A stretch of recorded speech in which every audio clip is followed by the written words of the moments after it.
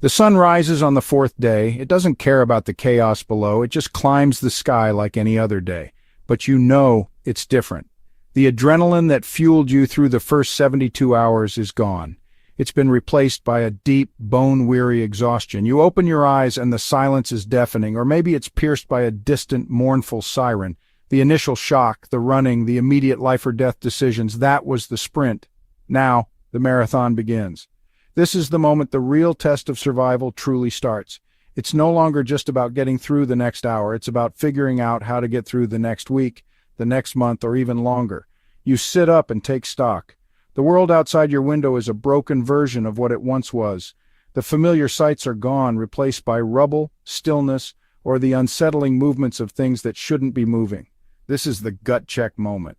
The initial surge of survival instinct has passed, and now you need something more sustainable.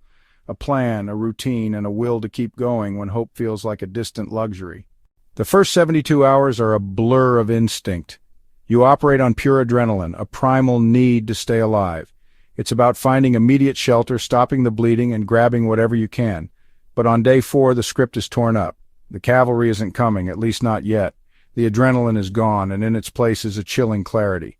This isn't a temporary emergency anymore. This is your new life. The focus must shift dramatically from short-term crisis management to long-term sustainability. It's no longer about finding a packet of crisps. It's about establishing a reliable food source. It's not about finding a few bottles of water. It's about securing a renewable water supply. This is where you need to get organized. The panic has to be pushed aside and replaced with cold, hard logic. You need to establish a routine. A daily schedule brings a sense of normalcy and purpose to a world that has none. Your emergency kit was your lifeline for the first 3 days. That carefully packed bag of essentials, the water, the food bars, the first aid supplies, it got you through the initial shock. It was a brilliant piece of foresight, and you should be proud you had it. But it was never meant to last forever. Now, as you look at the dwindling pile of supplies, a new kind of fear can set in. This is a critical moment, one that tests your resolve. When the resources you counted on begin to vanish, it's easy to feel a surge of panic. Your survival kit was never the solution. It was a bridge.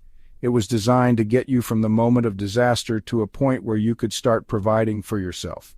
You must see the empty kit not as a failure, but as a signal to transition to the next phase. This is where resourcefulness becomes your most valuable asset. Every single item you have left and everything you can find must be seen in a new light. An empty tin can isn't rubbish. It's a potential stove, a cup, or a container for collecting rainwater. With your initial supplies gone, your number one priority becomes finding more food and water. This is the fundamental, non-negotiable task of long-term survival.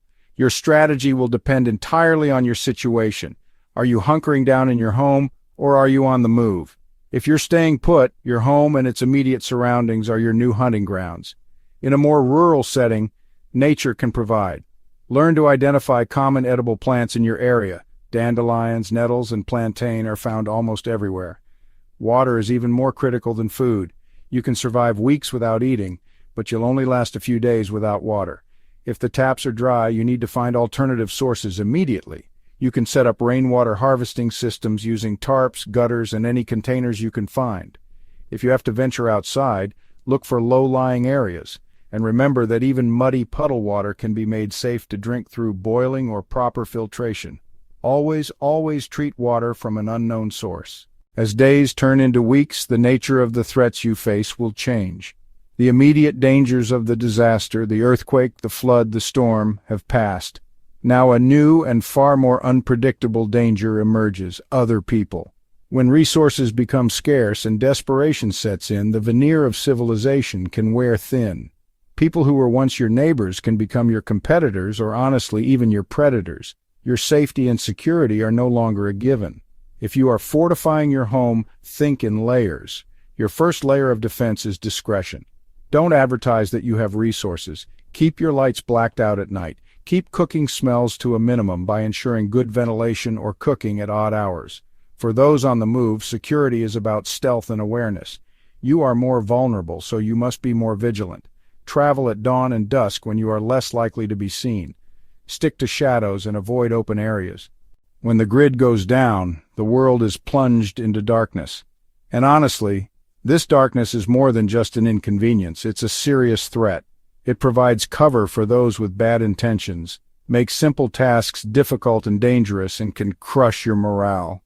Finding a sustainable way to create light and power is a massive psychological and practical victory. It's a beacon of hope in the gloom, a small piece of the old world that you can control. It allows you to work, to read, to plan, and to feel a sense of security when the sun goes down. Solar power is your best friend in a long-term scenario. Even small, portable solar panels designed for camping can be incredibly useful. You can use them to recharge batteries for your torch, your radio, and other small devices.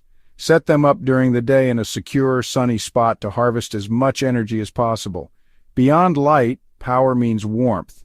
Staying warm is critical for survival, especially in colder climates. A fire not only provides warmth and a way to cook and boil water, but it's also a powerful morale booster. The flickering light and gentle heat can make even the most desperate situation feel more manageable.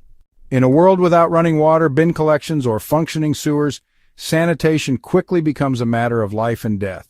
It's not a pleasant topic, but ignoring it is one of the fastest ways to get sick. A simple infection or a bout of diarrhea can be fatal in a survival situation without access to proper medical care. Your first priority is managing human waste. This is non-negotiable. If you are in your home and the toilets don't flush, you need an alternative. A simple bucket with a tight-fitting lid can serve as a makeshift toilet. Line it with a heavy-duty rubbish bag if you have one. Personal hygiene is just as important. You won't be having hot showers, but you can still stay clean. A simple flannel wash using a small amount of water can work wonders. Focus on key areas: your face, hands, underarms, and groin. Keeping your hands clean is especially vital. Taking care of your camp or shelter is the final piece of the puzzle. Keep your food preparation area spotless. These simple routines do more than just prevent disease. They create a sense of order and control in a chaotic world. As you settle into a long-term survival rhythm, you will inevitably face a critical choice. Should you go it alone or team up with other survivors? There are serious pros and cons to both strategies, and the right answer depends on your skills, your personality, and the specific people you encounter. Going it alone offers complete control and stealth, but it's incredibly difficult and lonely. A group offers strength in numbers and shared skills, but brings human complications and resource strain. If you do decide to join or form a group, do it slowly. Observe potential members from a distance first. In any survival situation, you can have the best gear, the sharpest knife, and a shelter that's built like a fortress, but none of it matters if you lose the battle in your own head. Your mind is your single most important survival tool. It is the engine that drives your will to live, your creativity, and your resilience. Adaptability is the cornerstone of a survivor's mindset. You must accept that the world has changed and the old rules no longer apply. You have to be like water, flowing around obstacles and finding a new path. You must actively cultivate hope and purpose. Find small things to look forward to. Finally, never ever give up. It sounds simple, but it is the most powerful force in the universe. The will to live can push your body and mind far beyond their perceived limits.